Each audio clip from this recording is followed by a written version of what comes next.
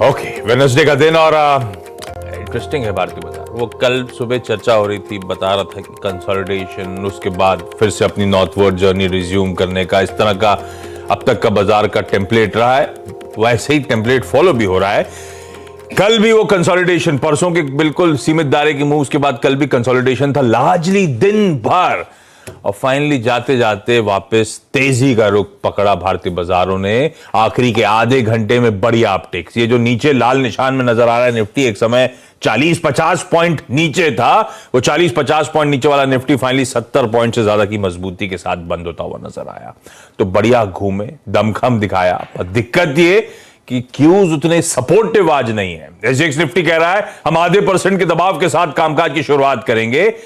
थोड़ा सा टेम्पलेट ऐसे ही है। यूएस में मिला जुला कामकाज, डाउ फ्लैट बंद हुआ, एसएनपी में अच्छा मूव था 1%, नैस्डैक अपने नॉर्थवर्ड जर्नी को, वो पिटे हुए स्टॉक्स अभी भी मोमेंटम दिखाने का सिलसिला कंटिन्यू कर रहे हैं, तो वो पॉकेट तो 1.5% की मजबूती के साथ बंद होती हुई नजर आई।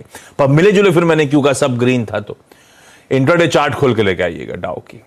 ये डाउ एक समय कल के ट्रेडिंग सेशन में 450 पॉइंट मजबूत था, फाइनली क्लोज एकदम फ्लैट हुआ, ऊपरी स्तरों से वापस स्पष्ट पड़ा, जो पिछले 1-2 दिनों से हम कह रहे हैं अच्छे मूव्स के बाद एक कंसोलिडेशन टाइप इंडिकेशंस वहां से आते हुए। लेकिन मूड है कैसा, चल क्या रहा है, क्या सोच रहे हैं यूएस के इन्वेस्टर्स, वहां के सेंटिमेंट्स कैसे हैं? नीरज जी बगल में बैठे हैं, इनसे बातचीत हुई। नीरज जी गुड मॉर्निंग, कैसे अप्रोच करें भाई मार्केट्स को, क्या मूड बन रहा है? ये प्रॉफिट टेकिंग लार्जली ऐसे ही मान के चलूं या कुछ और भी हो रहा है? नहीं, कल वैसे बहुत ज़्यादा प्रॉफिट टेकिंग का नहीं था। मामला ठीक ठाक चल रहा था। WPI नंबर्स थे वहाँ पे, अच्छे नंबर आए, मतलब कम होते हुए आए, तो वो उनको कोइंसाइड कर रहे थे जो CPI वाले आए थे।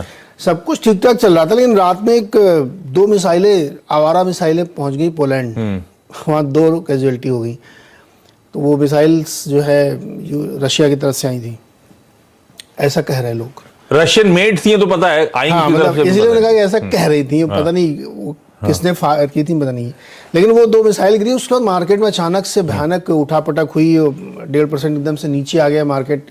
उनको लगा पता नहीं क्या हो गया, क्योंकि पोलैंड जो है वो एक अलग देश है, और वहाँ पे मिसाइल गिरी तो नेटो की इमरजेंसी मीटिंग बुलाई गई, अरे ये क्या है, हमला शुरू कर दिया उन्होंने। तो इस घटना की वजह से मार्केट में काफ़ी वॉलेटिलिटी हुई। हालांकि निचले लेवल से अगर आप देखें तो फिर से रिकवर हुआ। क्लैरिटी आई कि शायद मिसगाइडेड थी, इसलिए मिसाइल्स वहाँ चली गई, बिल्कुल बॉर्डर पे गिरी।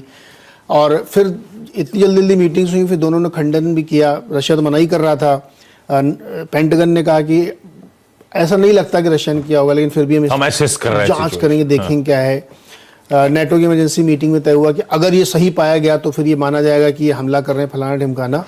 उसके बाद सुबह सुबह पोलैंड ने भी कहा कि अब में भी ये कोई ऐसे स्टैंड अलोन आइसोलेटेड इंसिडेंट हो सकती है, इसका कोई इंटेंशन नहीं। तो वो बात ठंडक हो गई वहाँ पे। लेकिन इस घटना ने मार्केट को हिला दिया एकदम। क्रूड भी एकदम से नीचे से ऊपर जंप मारा उसने, क्योंकि ये तो मतलब ऐसा नहीं कि, अच्छा एक बात ध्यान रखना चाहिए, World War II वगैरह में पोलैंड वगैरह यही सब ट्रिगर पॉइंट होते हैं। पोलैंड बहुत बढ़ चढ़ के उसमें हिस्सा लिया था, तो इसकी वजह से लोगों को थोड़ा सा और डर लगा।